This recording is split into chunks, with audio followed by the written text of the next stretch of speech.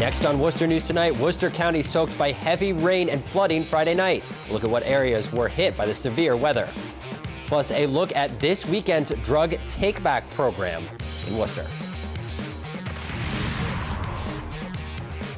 Good evening. Thanks for joining us. I'm Andy Madison. Severe weather drenching Massachusetts tonight with heavy rain, thunder, and lightning.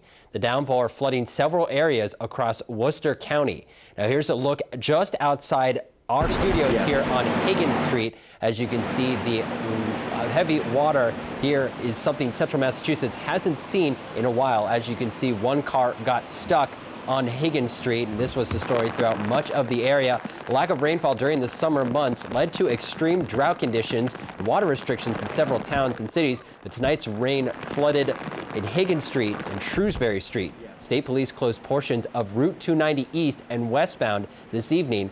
Flash flood warnings were issued for Worcester County. And heavy rain causing havoc around the city tonight. Our Brian Burnell is in Worcester and has this report.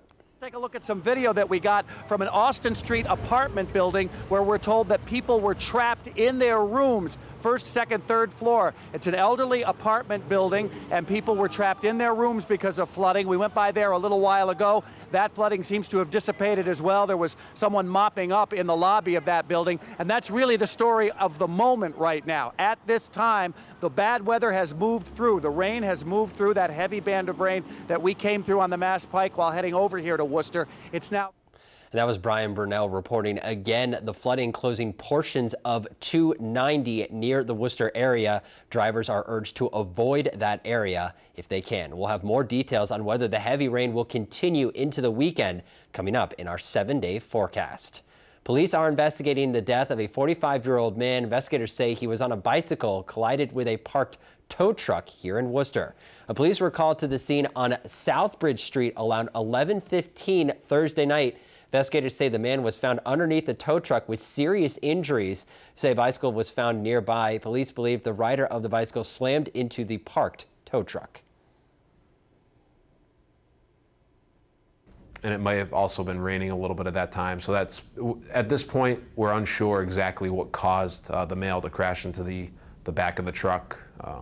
Officers are attempting to recover video evidence in the area to see if there's surveillance footage of the actual accident. The victim was pronounced dead after being taken to the hospital. Investigators are trying to recover any surveillance video near the scene. They say the truck was parked legally. The victim's name has not been released.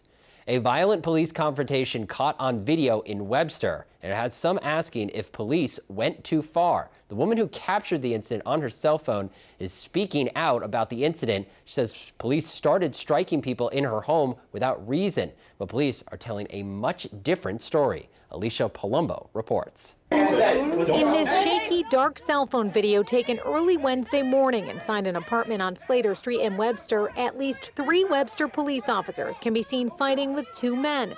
The officers using both their fists and a flashlight. Police had been called to the apartment for the second time in 2 nights for a noise complaint. I didn't think that a noise complaint would lead to all of this. But when police ran the names of the people inside, they found that one of them, 20-year-old Joshua Crombie, had a warrant out for his arrest stemming from a charge of assault and battery with a dangerous weapon. It was just an unpaid fine because I owed him $150. When Crombie wouldn't let them in, they called his mom, Michelle, at work. They said that for me to open up the door, and if I didn't, they were going to bash it in, kick it in. They kind of tricked me into doing that. A fresh and continuous pursuit. They could have chased him in there. We showed Webster Police Lieutenant Michael Shaw the nearly 5-minute video, first showing a relatively calm situation with Crombie seen here in cuffs, then showing the officers using force.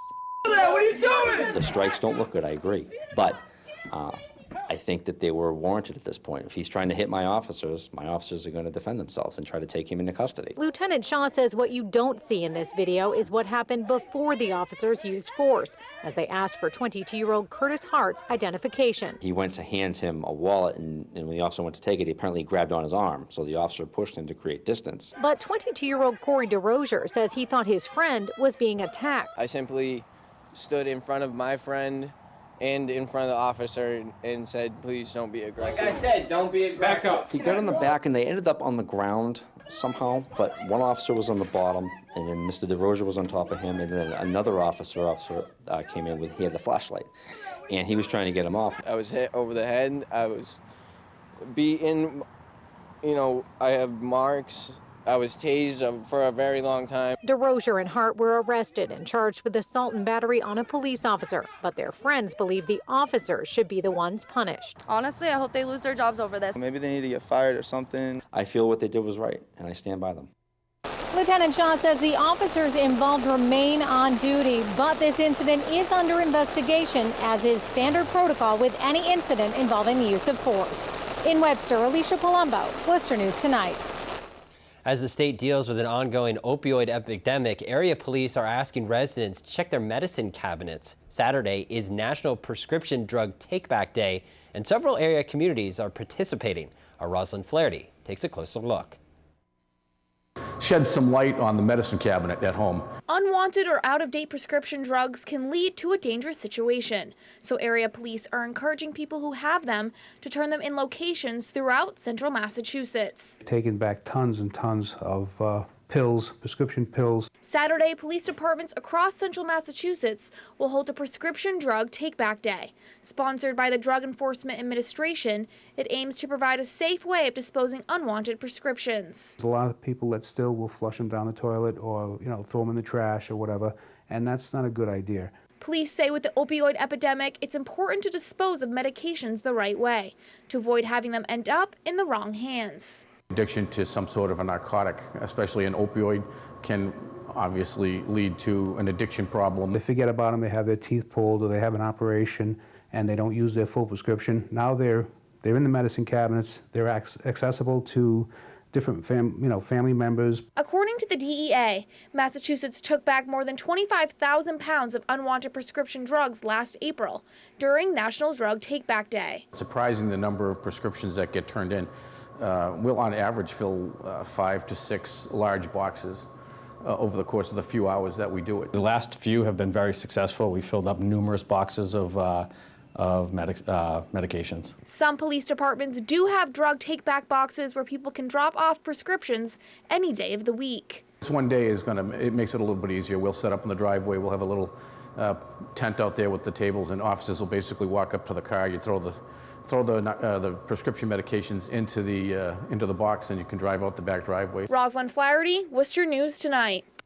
A local animal shelter is taking in animals impacted by Hurricane Matthew. Animals were evacuated from shelters in North Carolina, needed to make room for animals displaced during the hurricane. Our Brittany Schaefer has a look.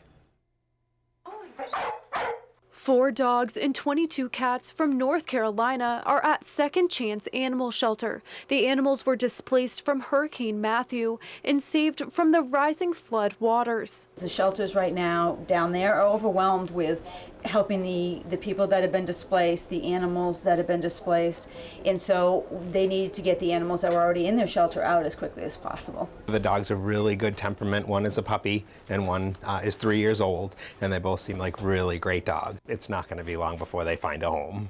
The East Brookfield Shelter is the only in Massachusetts who helped take in some of the 86 animals rescued from North Carolina. The shelters in their general area are flooded with animals coming in from the hurricane, so they need to reach further and further out, and so they contacted us, and we were happy to help. Of the 22 cats they received last week, almost all have been adopted, and the dogs were put up for adoption Friday. It's great to find the cats' homes and knowing that they came from such a difficult situation and they're able to find, a great loving home within such a short period of time is wonderful. The cats are doing fantastic.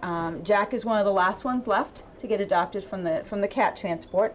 Executive Director of Second Chance, Cheryl Blancato, says they help more than 20,000 animals a year.